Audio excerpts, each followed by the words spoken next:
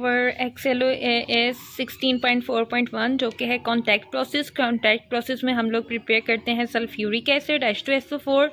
इसको बनाने की 3 स्टेप होते हैं। सबसे पहले सल्फ़र डाइऑक्साइड बनता है पहले स्टेप में। सेकंड स्टेप में हम लोगों ने सल्फ़र डाइऑक्साइड को सल्फ़र ट्राइऑक्साइड में कन्वर्ट करना होता है।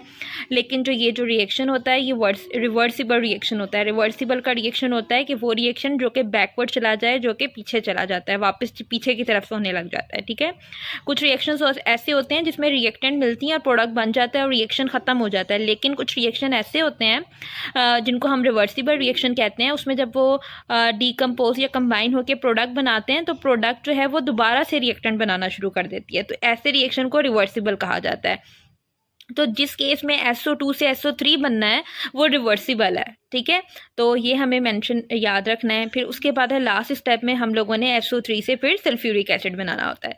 सो बेसिकली ये हमारे पास 3 स्टेप है। सबसे पहले है SO2 कैसे बनाएंगे। हम जो है सल्फ़र जो कि पाउडर फॉर्म में होता है, येलो कलर का होता है, उसको ऑक्सीजन की प्रेजेंस में बर्न करेंगे तो हमें सल्फ़र डाइऑक्साइड गैस जो है वो प्रोड्यूस होगी, जिसको हम फर्दर यूज़ करेंगे।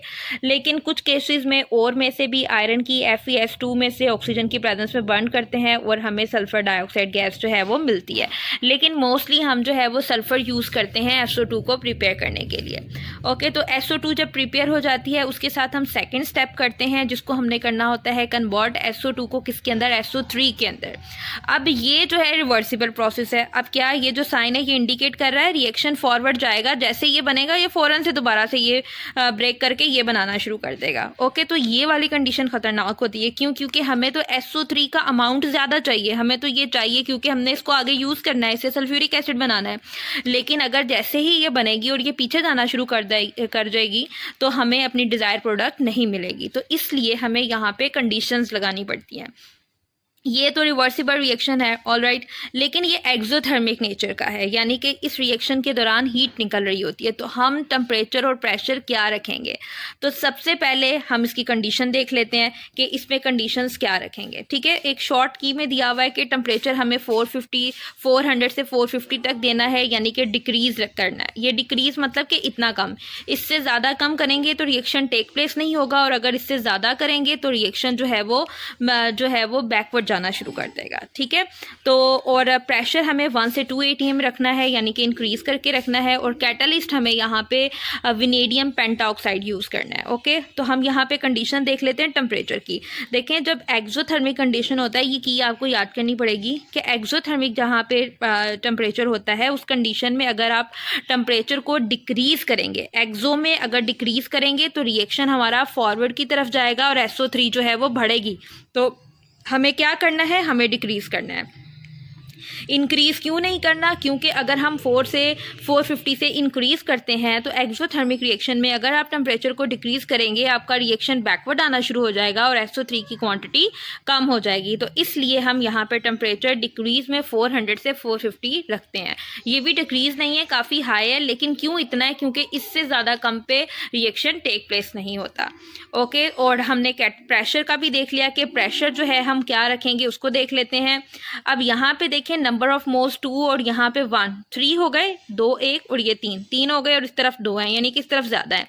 अगर मैं प्रेशर इंक्रीज़ करूँगी तो रिएक्शन फॉरवर्ड जाएगा, तो प्रेशर इंक्रीज़ करने से फॉरवर्ड जाएगा, SO3 इंक्रीज़ होगा। अगर यहाँ पे प्रेशर डिक्रीज़ करूँगी तो रिएक्शन मेरे पास बैकवर्ड आएगा और SO3 जो है वो क्या हो जाएगा, मेरे पास डिक्रीज़ हो जाएगा। यानी कि प्रेशर मुझे इंक्रीज़ करके रखना है और टेम्परेचर मुझे डिक्रीज़ करके रखना है। प्रेशर रखना कितना है, 1 से 2 atm तक। कैटलिस्ट क्या यूज़ करना है, vanadium pentoxide V2O5। Vanadium pentoxide ऐसे भी लिखा जा सकता है। तो कॉन्टैक्ट प्रोसेस में सल्फ्यूरिक एसिड बनाने में ये यूज़ होता है। अब लास्ट आ गई फॉर्मेशन ऑफ सल्फ्यूरिक एसिड।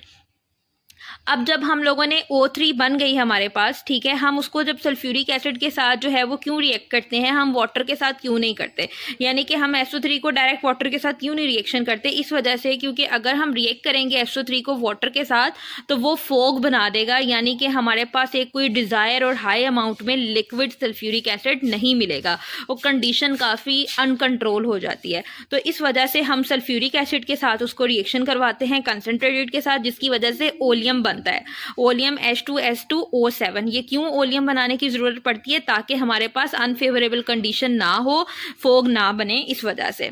ठीक है, हम कंसनट्रेटेड के साथ बनाएंगे, हमें ओलियम मिल जाएगा। फिर हमने ओलियम को वाटर के साथ ट्रीट करवाएंगे तो हमें सल्फ्यूरिक एसिड जो यूज़ किया है वो भी मिल जाएगा और प्लस में जो हमारा डिज़ायर्ड था वो भी रिकवर हो जाएगा।